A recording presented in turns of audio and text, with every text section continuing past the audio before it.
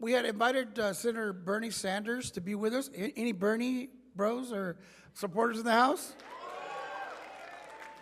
But he agreed to go ahead and send a video. The Senate is not in session right now, so he did a video, and at this time, we'd like to present Senator Bernie Sanders.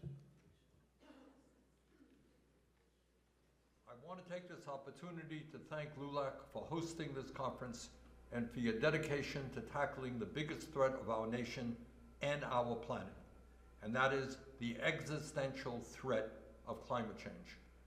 Let me be very clear. Climate change is real, it is here, and it is only going to get worse. We are now seeing floods, droughts, extreme weather disturbances, and wildfires causing unprecedented damage all over the globe. If there is not bold, immediate, and united action by governments throughout this planet, the quality of life that we will be leaving our kids and future generations is very much at stake. And I speak as a grandfather of 7. The last 9 years, as all of you know, have been the 9 hottest years on record. 2023 was by far the hottest year in recorded history. This past July was the hottest month on record. July 6th was the hottest day on record. In fact, 21 of the 30 hottest days on record occurred this past July alone. The scientific community for many decades has made it crystal clear that climate change and all the dangers it poses in terms of drought and floods and extreme weather and disease and mass migration is the result of carbon emissions from the fossil fuel industry. And yet, carbon emissions from fossil fuels continue to rise, reaching a new high in 2023. The latest report from the United Nations Intergovernmental Panel on Climate Change is clear, and it is stark. The United States, China, and the rest of the planet do not act swiftly to cut carbon emissions, our planet will face enormous and irreversible damage. The good news is that we have made progress here in the United States. In 2022, Congress passed and the President signed into law the Inflation Reduction Act, in my view, the most significant piece of climate legislation in American history, to tackle the climate crisis and transition to clean energy. It will lower energy prices, create millions of good-paying jobs for American workers through manufacturing of solar panels, wind turbines, and electric vehicles, and cut carbon pollution by roughly 40%. It also includes a provision I introduced to install rooftop solar on millions of homes. But clearly, we cannot stop there. At every level, in every country, we must work together to save the planet for our kids and future generations. And those most responsible for this global crisis must finally be held accountable. That means ending the more than $15 billion that the U.S. federal government hands out to the fossil fuel industry every year. It means transforming our energy system to 100% renewables, creating millions of good-paying jobs in the process. It means saving American families money with investments in weatherization, public transportation, modern infrastructure, and high-speed broadband. And it means full accountability for the criminal acts of the fossil fuel industry. The fossil fuel industry must begin to pay for the extraordinary damage it has caused and continues to cause every day, including prosecution and lawsuits, increased penalties for pollution from fossil fuel energy generation, and more. The polluters must pay. If we are going to avoid the worst impacts of climate change and transition to clean energy economy, it's going to take a multi-generational, multiracial movement coming together to demand action now. Together, let us stand up to the greed of the fossil fuel industry and save our planet. Let me also take a moment to just thank all of you for your commitment to something that is very near and dear to my heart, and that is the outrageous and inhumane practice of deporting undocumented veterans and their family members. As many of you know, I was formerly chairman of the Senate Committee on Veterans Affairs, and have spent my career doing everything I can to expand health care for our veterans and to ensure that they receive all of the benefits they are entitled to. I believe we must also allow our veterans, our service members, and their family members to reside in the United States without fear of deportation.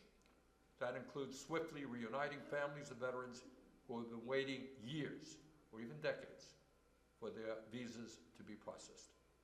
And it includes returning deported veterans to the United States and reuniting families who have been unjustly separated.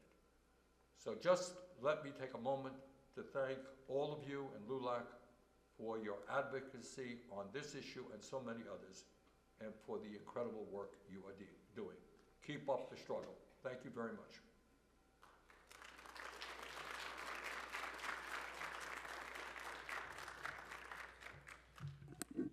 Hello. Why don't we go ahead and give another round of applause to what many young people say, good Uncle Bernie. So the next person that's going to come on stage, I'm actually really excited that he's coming. His name is Jeff Prieto. I'm not going to say too much about him because I prefer his telling his story, especially to the young people here on stage. He currently serves as the Senate-confirmed General Counsel for the Environmental Protection Agency. He's proud of federal government service, included 20 years across different agencies, including the Attorney Advisor to, in EPA's Office of Water. Also, under the Obama-Biden administration, he served as the Senate-confirmed General Counsel of the United States Department of Agriculture. I can go all day telling you how great he is, but I prefer he tells you his story. Please welcome to the stage Mr. Jeff Prieto.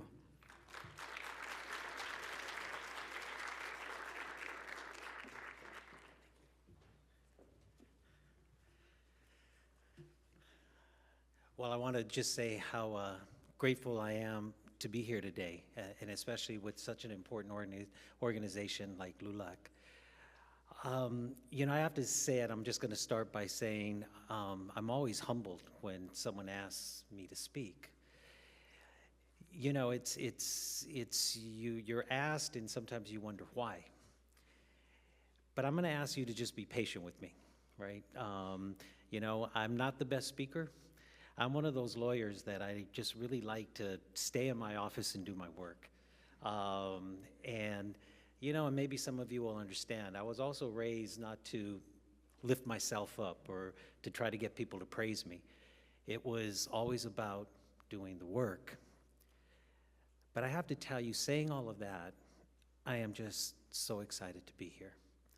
And I'm so excited to be able just to talk to you all. Now, I know I have some limited time, and you know, I won't get into, you know, a lot of the technical issues, although I would love to talk to you about that afterwards. But I want to note that the Environmental Protection Agency is facing, right now, some of the greatest challenges that we've ever faced. Challenges that relate to climate change, challenges that relate to environmental justice. And you don't have to be technical to understand what's taking place.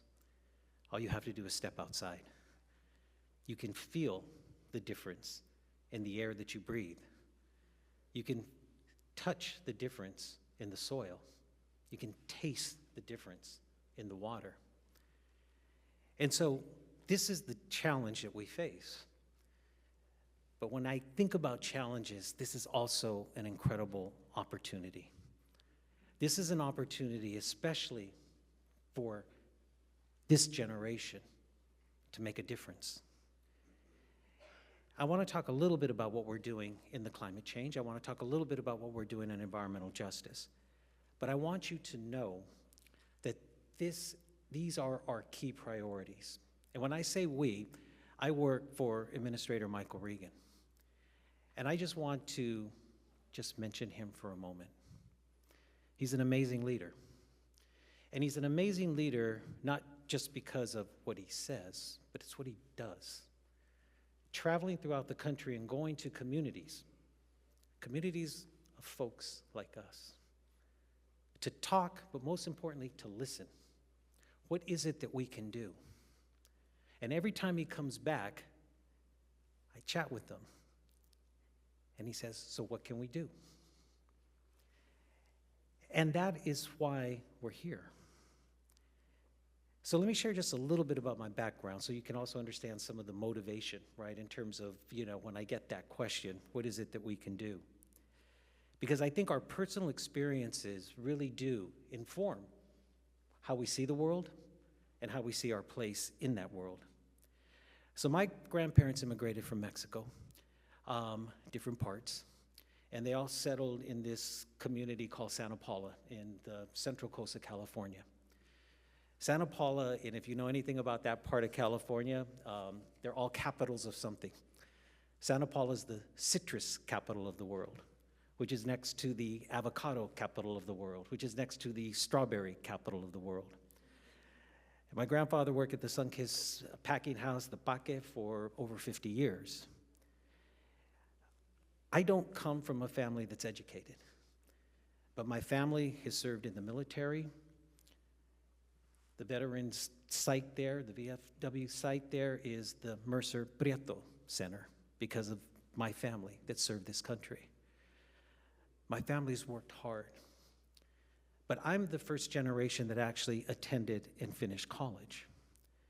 And what I learned from my family and what I learned from the family that served is that we have an obligation to give something back. I'm here because my community struggled. My community fought so that I would have opportunities.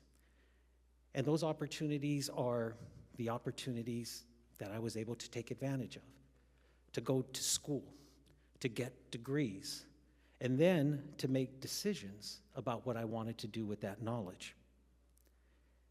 So I've spent my entire career in public service, working for the federal government and the state government, and I call my primos, I call my cousins who actually served in the military, and I say, I've not done anything compared to what you've done. But they just laugh, and they just say, we're proud of you, and keep doing what you're doing. Because we can all find a way to serve. We can all find a way to give something back. And the common thread between all of my experiences is that I've worked for these incredible agencies that have a mission to do something. DOJ, EPA, the opportunity to do something that's greater than us, that's more important for us, that actually brings benefit to others. So I never thought that I would be in the position that I'm in. And I sit in this big fancy office that has a fireplace. But on top of that fireplace is a poster of Dolores Huerta. Because every day I need to remind myself that I'm there not for myself, that I am just part of a process of people who have fought to make sure that people would be in a place to make a difference. And you're part of that process. You're part of that swing. You're part of that arc towards a better place, a more just place, a more equitable place. And I know you'll find your place in that arc. So let me talk a little bit about climate and air. And it's interesting because the mission of EPA is to protect the environment and human health. That's our mission. And one of the missions is our environment.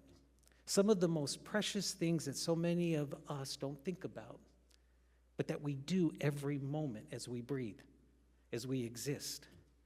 I am so proud of the aggressive actions, right, that we are doing to protect communities. We have a regulatory role, and everything that we do, what we take into account, is what effect is this having on overburdened communities? What effect is this having on communities that are located next to factories, next to emitting sources? Why is it that communities are disproportionately affected? And what is our role in terms of, as we're looking at and as we're assessing, right? The rules that we are doing, the regulatory actions that we're taking, what is that effect?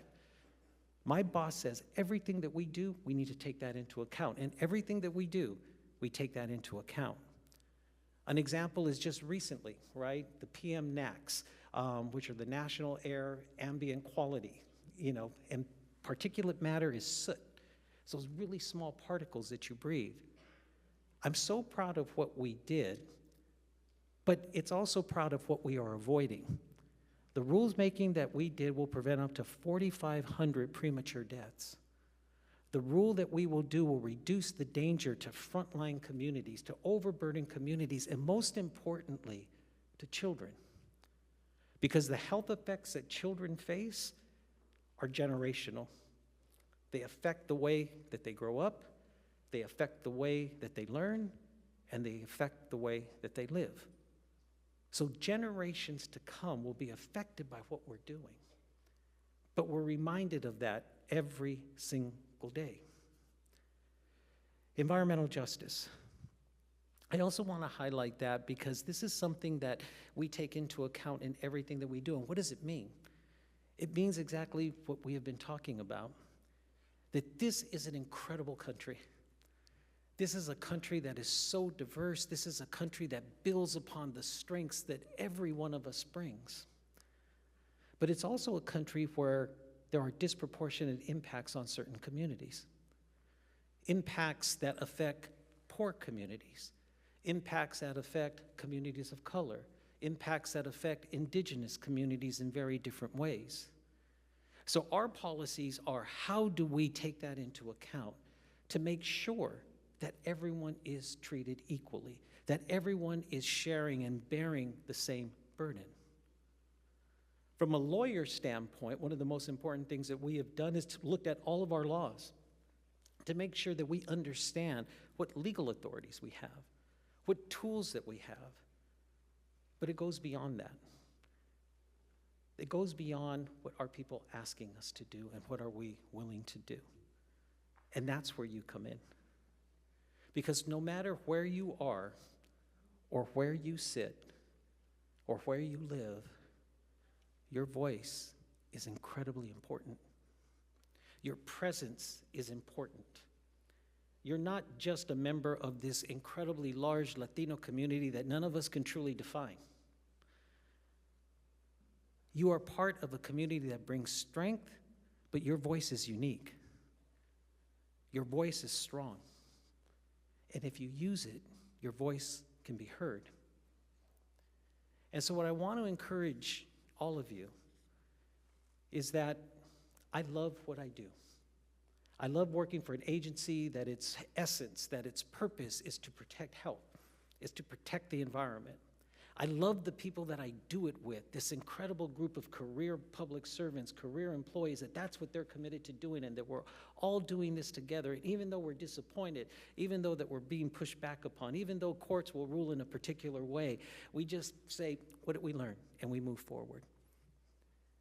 But for you, what I hope is that you find your place, that you bring all of you, everything that you represent, everything that you know, and that you find your place, in a place where you're proud of that mission, where your voice is being heard. And I believe that that is the destiny of our community. You are the destiny of our community. You will do things that I could never dream of doing. Your voices are going to be louder than anything that I've ever said. Your accomplishments are going to be greater than anything or any small thing that I've ever done. That's why you're here. And I truly believe that's what you're going to do. So I'm going to end by a really old-fashioned thing. I have a wonderful chief of staff. His name is Dan Conrad. He actually has my business cards. Yes, we still use business cards. If any of you ever want to talk, and Dan knows this because my calendar always has names of people that call, and you just want to talk, or you're interested in a career in law, call. Because there are no dumb questions. That dumb question is a question that I'm still trying to answer. That experience that you're afraid of is an experience that we deal with every single day, because that's who we are. But we can do this together. And I'm so proud of all of you for being here. I'm so proud of this organization for everything that they stand for, and I want you to know that every day when I look up at that picture, I think about folks like you and communities like ours. And we're going to keep doing what we're going to do, and we're going to keep moving forward, and I so appreciate all of your support. Let your voice be heard, let your presence be felt, and let your accomplishments mean something. So thank you very much for allowing me a couple moments to speak to you all.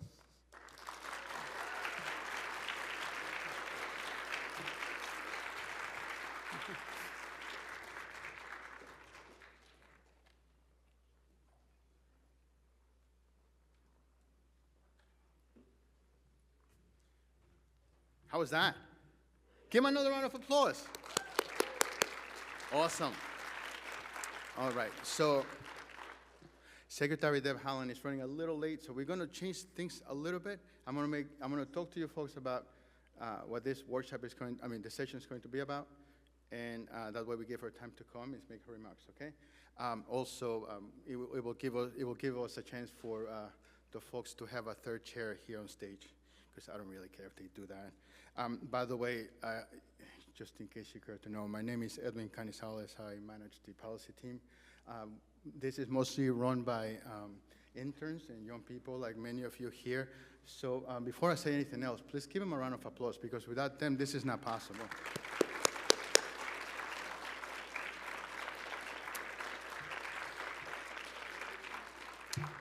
So this is why we're here. There is no planet B. In 2015, the Paris Climate Agreement set out an ambitious goal to cap the global warming to 1.5 degrees Celsius. I don't know what that's in Fahrenheit for those of you who live in America. However, the pressing questions continues to arise. Has the relentless influence of politics and lobbying inhibited by the swift progress that is required for the climate crisis to end? For certain nations, it's time already. I think time is already slipping away. Delegates at the COP28, if you don't know what that is, you should really Google it, expressed significant skepticism, questioning the sincerity of the hosts as impartial facilitators, and pondering whether the financial commitments from the wealthiest nations suffice to alleviate the looming crisis. Here in the United States, often the most affected people are the poor, and mostly people of color. A warmer climate is expected to increase the risk of illnesses and death from extreme lack of access to clean water, heat, and poor air quality. The climate crisis is increasing. The frequency and strength of extreme events, such as floods, drought, and storms, and even all the lateness that all of you had getting here to DC, that's not an accident. That is not the plane's not doing a good job. That's climate crisis. Anyway, the climate crisis is increasing in frequency and strength, and it threatens human health and safety. But truth be told, it's going to not take government, it's not going to take NGOs, it's going to take a whole planet to fix the planet. And that's why we're going to be talking about this today. Nobody has the answer. We all have the answer, okay? What should we call it? And that includes everybody in this room. I'm going to introduce the panelists later today, if we have time, but also while we are waiting for Secretary Haaland to come, I have to tell you a story about one of our interns that was here when, at another event when Bernie Sanders was speaking in an event at the EPA. He was talking and telling everything he wanted to say, and then he says goodbye. And then when he says goodbye, the intern goes, "Bye, Bernie!" And the whole place heard it, and everybody started laughing, so I thought it was really cute. But I think it's important to see a generation that's several generations away from mine and yours, to be able to influence young people and to educate people on the issue of the climate crisis. I'm running out of stories to tell, but I'm going to see if somebody gives me a signal if whether or not the secretary is coming, and if she's not coming, I'll tell you one more story, unfortunately for you. No? No? Everybody? Anybody? Throw me a bone? Nope. Okay. Unlucky for you, I have another story for about Secretary Haaland. She was kind enough to invite me to the Christmas party over at the Department of Interior, and what should we call it? So I showed up. Believe it or not, I'm an introvert. I'm really uncomfortable around people. So it was a lot of people, a lot of important people, and I just found a corner somewhere to hide and sort of, you know, not being seen. And then people kept on saying, "Hi, you look like the pen." And I'm like, "Yeah, sorry." Anyway, so I'm in the corner and going, okay, so in about 5 minutes, the people that invited me will have seen my face. I can clock out and say that I did my LULAC job, and then I can save my sad introvert self and get out of here. And I couldn't, because as I was leaving, I saw a woman that honestly for me is a huge, huge inspiration as a Native American, to see Secretary Haaland rise from where she has been to where she was to where she is now. And somebody else is going to talk about her bio, but honestly, I heard her speak in Navajo to some people. I speak 6 languages, but I don't speak my native languages, my native language. So it's really hurtful to see that, because as worldly as I like to think I am, I really wish I could speak at least one of my own languages, right?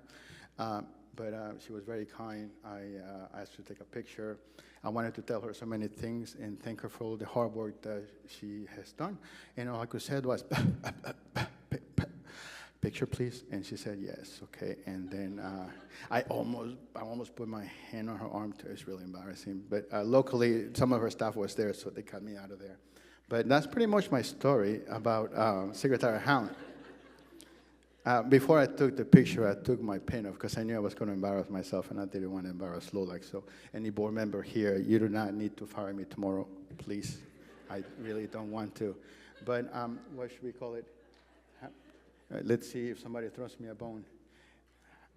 How we doing? Oh, keep going. These poor people are going to hate me. I am not funny at all. Anyway, let me ask you this, because this is going to be important for the rest of the conversation. Just show of hands. How many, and I will ask this question to the panelists, and they're going to tell us all about it, okay? How many of you are familiar, just show of hands, of the COP28? Please raise your hand. Okay. Raise your hand. How many of you do not know that? Okay. This is really, in my opinion, it's important. How many of you know about Article 6 of the United Nations? I see like 3 hands. Thank God. Okay, what about, how many of you know anything about carbon credits or anything related to voluntary carbon markets? Okay. I know it sounds like I'm speaking Greek, but folks, if you are under the age of 30, it's not a recommendation. You have the duty as a human being to become familiar with that information, okay? The government is not going to come and fix the problem for you. The NGOs are going to do everything they can. The government will do everything they can. But at the end of the day, it's going to come down to consumer and consumerism, okay? The more I learn about the climate crisis, the more I think about everything from what I need to eat when I wake up, what I shouldn't eat, where I should live, when I should travel, what clothes I should wear, what clothes I should never buy ever again, all those things. And that's really important because a lot of times it's the consumer power that you have that's going to change the way that the companies and government are going to react to you. I was really happy that EPA was here because when President Garcia and also when Juan met with Administrator Reagan, he was able to share with them all the wonderful things that they are doing with the young people. They have a whole council, a national council, representative from everybody from each state. And when I look at all the people, all the young people on stage, when he presented this, the council, this advisory council, it was wonderful to see because the stage looked like America. There were kids, and I say kids because I'm really old. There were young people from all walks of life, all colors, all heights. And it was important because a lot of times people think that people that look like us don't care about the environment. They don't realize how much we do. They don't realize that there are organizations, and I don't want to mention many names, but just in case, because I know they're registered, are our friends from Forest Trends here by any chance? If you want to show your hands? No? Well, let me tell you, you should really look into what they're doing too. They help they help governments in native indigenous governments in South America to become more autonomous. That way they can control the matter of illegal importation of a number of commodities, including timber.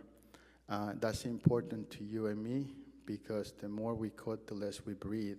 And as many of you know, if you come from Texas, the planet is just going to get hotter, whether you wish it, whether you wish not to believe it is important or not. You know, so it's really something that we need to be mindful of. I'm seriously running out of things to say.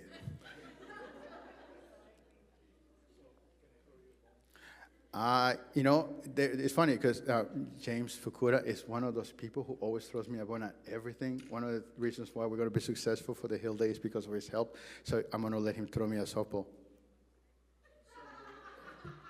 This is a question for the audience and you. Yes.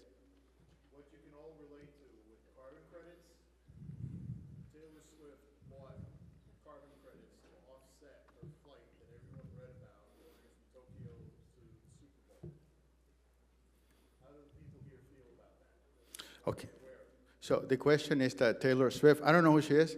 You might have heard of her, but I think she's, I don't know, I'm all. Somebody named Taylor Swift bought some carbon credits to offset her flight to the Super Bowl. The question is, how do you folks feel about that? If you can raise your hand, I can go ahead and, what should we call it? I can go ahead and, yeah, tell me, quick. Got 1 minute.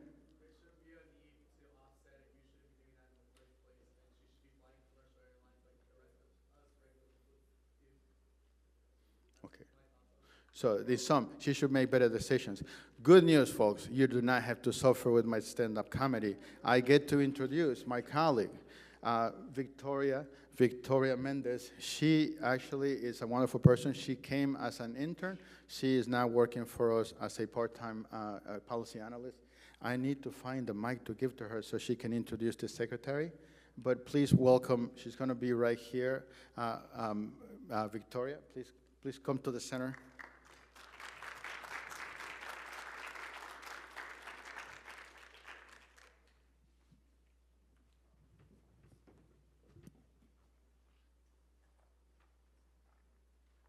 Well, good morning, everyone. My name is Victoria Mendez. So Secretary Deb Haaland is an enrolled member of the Pueblo of Laguna in New Mexico. She made history when she became the first Native American to serve as a cabinet secretary. Throughout her career in public service, Secretary Haaland has broken barriers and opened the doors of opportunity for future generations. She was elected one of the first Native American women to serve in Congress and was the first Native American woman to lead a state political party in the country. Secretary Haaland was raised in a military family and is an alumnus of the University of New Mexico with both a BA and a JD. Please have a round of applause for Secretary Haaland.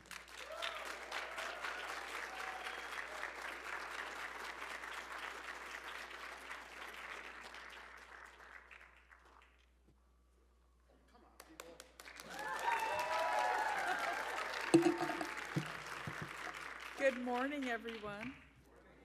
I hope everyone's well today. It hasn't quite warmed up yet, but it's still lovely outside. The sun is out. I hope everyone's well, and thank you so much. Thank you for that kind introduction. I'm so grateful, and for everything that all of you do for our communities across our country. Hello, everyone. It's an honor to join you for LULAC's National Legislative Conference. It's always inspiring to join this group of dedicated, enthusiastic advocates who care so much about our shared planet and the future that our children and their children will inherit. LULAC has been close to my heart since before I was in Congress. In my home state of New Mexico, LULAC is a strong presence that brings us together to solve issues, celebrate successes, and inspire future leaders. I want you to know that you will always have an ally in me. When I think about the people who influenced me as I was learning how to use my voice to advocate for my community, I always think of Dolores Huerta. Dolores, who I have the honor to call a friend, is still a change maker who has refused to let injustice fester. Like you, she is an advocate who will not rest until the work is done, and quite frankly, she won't let you rest either. Dolores is the kind of leader who I draw strength and inspiration from because she doesn't just think about today, she's also focused on tomorrow. How can we serve our communities? How can we teach the next generation? And how can we leave the ladder down so that people will have the opportunity to rise? We have to use our platforms to ensure that people who come next have the benefit of what we've learned and the space to join us on the world stage. This spirit of obligation to our ancestors and to the next generation unites the Latino and Indigenous communities. We take nothing for granted, and we recognize the urgency of this moment. Each of you knows just what's at stake if we don't meet the climate emergency with the determination it demands. Every day, our jobs bring us closer to the existential threats our communities, our precious ecosystems, and our planet face. A climate crisis that grows more fearsome with each hot, record-breaking year. Environmental injustices like legacy pollution that wreak havoc on vulnerable, historically underserved communities, and habitat loss that jeopardizes the stability and viability of ecosystems that we can't survive without. It's this shared reality that keeps me up at night, but it's the folks in this room and the historic progress made possible by President Biden's Investing in America agenda that give me hope for future generations. With historic investments from the Bipartisan Infrastructure Law and the Inflation Reduction Act, we're delivering the resources and action that our communities, the people and places that you serve, need to thrive in an increasingly uncertain world. One of the efforts near and dear to my heart is our unwavering commitment to addressing legacy pollution. Even in 2024, toxic extractive industry relics like abandoned coal mines and orphaned oil and gas wells leach toxic fumes and contaminants that poison surrounding landscapes and, in turn, the people and wildlife that rely on those places every single day. This is personal to me. In the Pueblo of Laguna, where I am from in New Mexico, our community continues to feel the devastating consequences of the Jack Pile mine, once the world's largest open-pit uranium mine. The company that profited simply abandoned it when it was no longer cost-effective, and it took decades to remedy. This mine is still a lingering wound for families across my pueblo. Sadly, my community isn't the only one. Environmental injustice persists across our country, disproportionately hurting poor people and people of color. And so often, these same communities do not have the resources to resist or recover when environmental risks and disasters strike. Fueling our response to these injustices is $16 billion from the Bipartisan Infrastructure Law going directly toward addressing legacy pollution. Our teams across the department hard at work to deliver this money to states and tribes so that communities can transition toward a more sustainable future while growing their economies with good-paying jobs. The Biden-Harris administration believes this intergenerational challenge must be met with investments and solutions informed by those most impacted. And we must build equity and inclusion into our all-of-government approach to advance environmental justice. At the center of this approach is the administration's Justice 40 initiative, which I know many of you have been engaged with. This effort sets an ambitious goal for federal programs that a minimum of 40% of investments and their benefits go to marginalized communities. Justice 40 incentivizes all of us to think about the impacts that years of systemic oppression has had on entire communities. We see it every day. Some folks don't have access to clean water. Others don't have access to job training, to access to good-paying jobs, and entire communities have fallen behind economically. This effort calls on all of us to redevelop our standards, reevaluate the data we collect, and reassess impacts and outcomes. Importantly, it directs federal agencies to engage the public partners, tribes, and all stakeholders on how our programs can better benefit underserved and overburdened communities.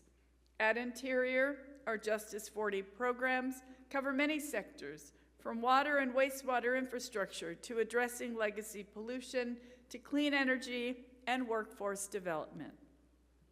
The last piece is especially crucial, building up our country's clean energy future so that everyone can benefit from clean and reliable resources of energy, from wind to solar to geothermal and beyond. The Biden-Harris administration is delivering on that essential mission, and I'm so proud that Interior is leading the way. To date, our department has approved 47 renewable energy projects on public lands and 6 large-scale offshore wind projects in federal waters. These projects will provide millions of folks across our country with reliable, clean power that puts our communities, our health, and our planet first. As we develop a clean energy economy, we're also focused on ensuring our ecosystems, habitats, and wildlife can continue to thrive long after each of us are gone. At Interior, we're leveraging an extraordinary $2 billion in funding from the Bipartisan Infrastructure Law and the Inflation Reduction Act to advance collaborative, community-led ecosystem restoration across our country. Foundational to the success of this work are the partnerships we're building with communities, experts, and leaders on the ground. This collaborative spirit is key to how we are advancing our administration's America the Beautiful initiative to conserve and protect 30% of our lands and waters by 2030. So many of our collective successes, from the protection of irreplaceable and sacred places like Equame National Monument in southern Nevada and the Boundary Waters Canoe Area Wilderness in Minnesota, are advancing this meaningful and most essential goal. This effort is also what's helping drive our work to change how urban communities experience the outdoors. Interior is committed to not only expanding opportunity and removing barriers, but ensuring that more and more Americans of all backgrounds have access to the vast landscapes that Interior has the honor to steward. We're directing funds toward essential programs like the Outdoor Recreation Legacy Partnership Program, which this administration has committed historic funding to bring adequate green spaces to urban and underserved communities so that everyone, regardless of zip code, can enjoy the healing benefits of nature. And we're focused on ensuring that the way we tell America's story across our national parks, national wildlife refuges, and other public lands is inclusive and grounded in the partnerships and community. We're also focused on how we extend that access to the next generation of stewards. One of the things President Biden has heard loud and clear is your strong desire to engage more young people in the work to help tackle the climate crisis head on. And that's why last year, he launched the American Climate Corps and challenged all of us in his cabinet to think about how we can create good-paying jobs that restore our lands and waters, transition our nation to the clean energy future we need, and build resilient communities. It's an exciting challenge and one that we're absolutely up for. I often say that getting young people in touch with nature early and often is the key to building long-term, meaningful relationships between them, their communities, and their surroundings. And that's why we're working to engage young people from all zip codes and all walks of life to be out on our public lands. This includes expansive investment in youth programs across our department, like the Latino Heritage Internship Program. As one of our contributing programs that will build up the American Climate Corps, the program helps engage Latino undergraduate and graduate students in cultural and natural resource stewardship and the protection of our public lands and waters. These experiences connect our students directly with nature and the benefits of the outdoors, all while equipping them with the skills they need to lead impactful and rewarding careers. I'm so proud of our ongoing commitment to investing in these programs, including a $15 million investment last year from the Inflation Reduction Act to help bolster youth programs across the department. Thank you.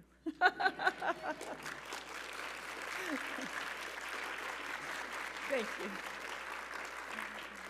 Undeniably, this funding will go far in empowering our next generation of outdoor stewards, and I'm looking at so many of them right now. But this work, these achievements, they don't happen overnight.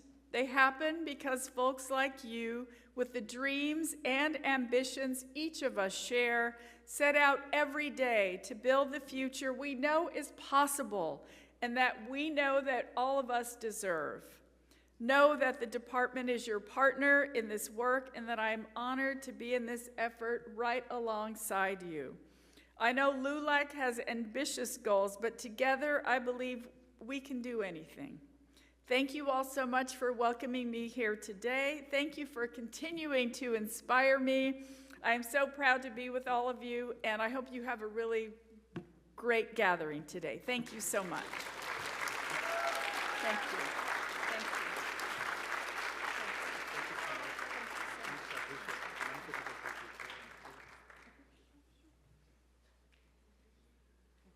you. Isn't she awesome?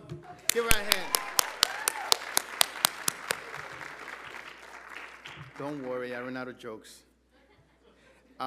In the interest of time, the speakers that we have are kind enough to not engage in the fireside we were going to have, but instead they're going to be speaking on the podium for a few minutes. That way we can continue with the program, which is very thoughtful of them. So I thank them in advance. The first person that we're going to have on stage, his name is Phil Radford. I'm going to let him tell you all about his work with as a Chief Strategy Officer for the Sierra Club. Nevertheless, I cannot get off the stage and let him go on top, let him come here until you remember this. You need to look for him in his TED Talk because it's really good. I really like it. He's got some really cool stories. So please, Phil, if you can come on stage. Thank you. Sir. How we doing? All right. I'm so honored to be here in between you and lunch. I think that's good. But it's a true privilege and honor to be invited to come and be with you and to support LULAC in its 95th year anniversary. My name is Phil Radford. I'm the Chief Strategy Officer of the Sierra Club. You may know me as the president of the Hair Club for Men, which does not work.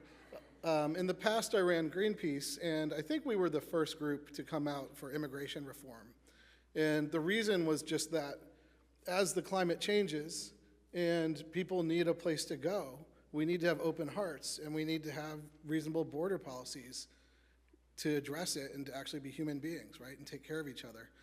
And so one day my friend Deepak Bhargava called me, who was running Community Change, and he said, "Hey, Phil, will you go to jail with me?" I was like, "Why?" And he said, "We're going to lock down at the Capitol and demand immigration reform." And I said, "Yes." And then I said, "I have to tell my wife." So I told my wife. A couple days later, we were there, and it's just always an honor to work in solidarity for basic human rights, for equal rights, for justice with LULAC and with the community.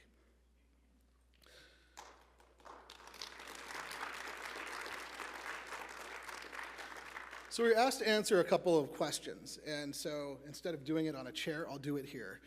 There were two questions we were asked. One was, what matters more, cutting pollution or being able to adapt to a changed world? You know, obviously we need to adapt, but I think it is just unethical to ask a kid to adapt to asthma attacks, right? I think it is unethical to ask our elders to adapt to more heart attacks from air pollution. I think it's unethical to ask mothers who are expecting a child to adapt to mercury in their body from coal plants that could cause brain damage or birth defects in their kids. I just think it is unethical to ask people to adapt instead of cutting the pollution that is poisoning our communities, right? And you all know that pollution tracks race, right? Tracks race and class, but really, if you look at the new soot rules the Obama administration just passed that we all worked so hard on, soot is the pollution from coal plants, from trucks, from buses that causes asthma attacks, messes up people's lungs, causes emphysema problems. Those soot rules disproportionately benefited people of color. But the reason they disproportionately benefited people of color is because people of color are disproportionately harmed by pollution, right? And we didn't achieve equity yet. It is a strong policy that will save thousands of lives, and we should celebrate that. But collectively, we need to keep pushing and demand, no, we need equitable outcomes from these pollution rules. So the first thing I think we need to say is, no, we will not allow people to say we should adapt to this world and this pollution. Our kids' lungs should not be the filter for the air. The filter should be on the power plants. At the same time, I mean, who here's from Texas? Yes, I love Texas. Who here's from Florida? Who's from California? Things are wild, right? Things are wild. California is burning. In DC, we're getting smoke from Canadian wildfires. In Texas, because the weather has changed so much around the North Pole, suddenly Arctic air can break through and get to Texas. And then we have blackouts, and then people that need their respirator or their sleep apnea machine or their medical equipment are in serious danger. We also have to adapt, and we have to demand while we're adapting that the winners and losers change moving forward, right? So what I mean by that is we know who's losing now, right?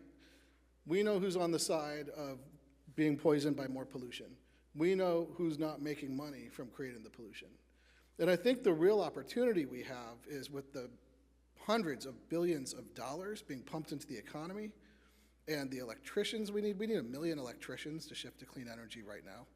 The jobs we need, the opportunity is that we all benefit from the health and the wealth of solving climate change, right? And we have to adapt and we have to invest.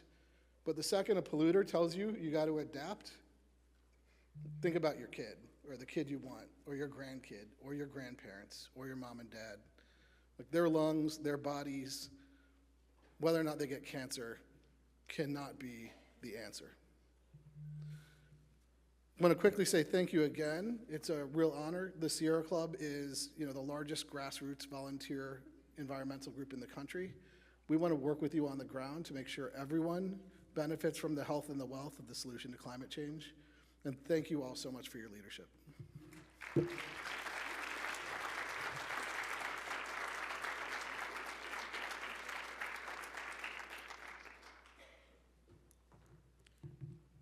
The benefit of looking like me is that I get to open up for good-looking people. So the next person, his name is Matulis. He works for ecoAmerica as the community program director. I'll say no more. I'll let him amaze you all with his words and his looks.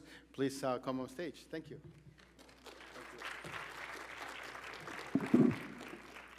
Thank you, Edwin. Thank you, everybody. I'm really glad to be here. As Edwin said, my name is Matulis. I represent an organization called ecoAmerica, just around the corner from here. We have partnered with LULAC to support your leadership and your action on climate change. And I'm really glad to be here. Before this session, Edwin and I were talking. He encouraged me to be provocative, to be controversial.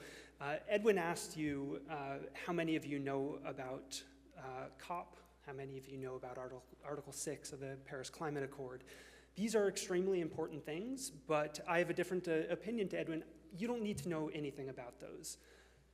In order to get involved in climate change, in the solutions to climate change, all you need to know is what's happening to you.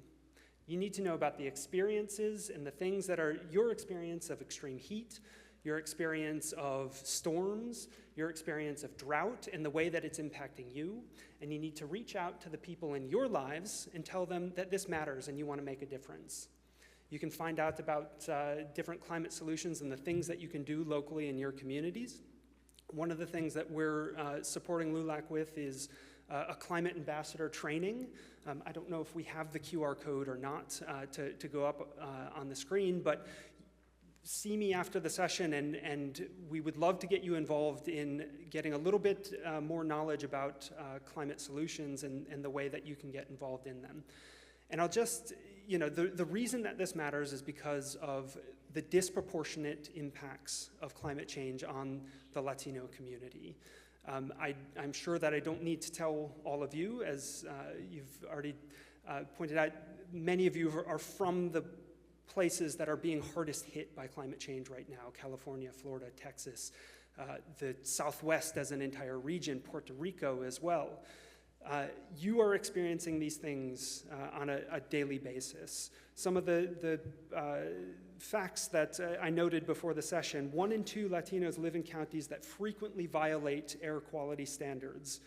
40% of Latinos live in places where it's going to be unsafe to work outdoors for large parts of the year. There are fewer green spaces and parks in Latino neighborhoods in our cities around the country. And it can lead to, in LA, for example, 6.5 degrees higher temperature in Latino neighborhoods than it is in other parts of the city. So there's disproportionate impacts, and that's a climate justice issue. The other side of climate justice is that it's not just about equal protection from the harms of climate change, it's about equal access to the benefits, right? So I'm not talking about benefits of climate change, I'm talking about opportunities in climate solutions. So we are going to see over the next decades a massive growth of businesses related to climate solutions. So we're talking about the solar industry, the wind industry, manufacturing with EVs and all the components that are needed for this transition, electricians and HVAC technicians. So there's enormous opportunity there as well, and we need to think about climate justice as equal access to those opportunities. One of the last things I'll close with, one of the questions that we were given was about whether or not technology is the solution to climate change. And what I'll say about that is technology is important, but more important than that are people. We have all the technology that we need right now to solve the climate problem. The solution to climate change is very, very simple. We need to stop burning fossil fuels. We need to electrify everything. We need to get our energy from renewable resources, and then we need to restore nature and climate. All right? What we need is political will. We don't need further technology. Yes, let's keep innovating, let's do all of those things, but we have the solutions that we need right now. All we need to do is hold our representatives and our lawmakers accountable, hold them to the fire and say, we need to act right now. Right? I know you have the Hill Day coming tomorrow, and I hope that you'll take this message to your representatives to say, climate change matters to me. Here's how it's impacting me. Here's how it's impacting the people I love, and I expect you to do something about it. And you can let them know as well that they can earn your vote by making commitments to climate solutions. So I will close on that, and thank you all for the partnership with ecoAmerica and for the leadership that you're taking on climate change.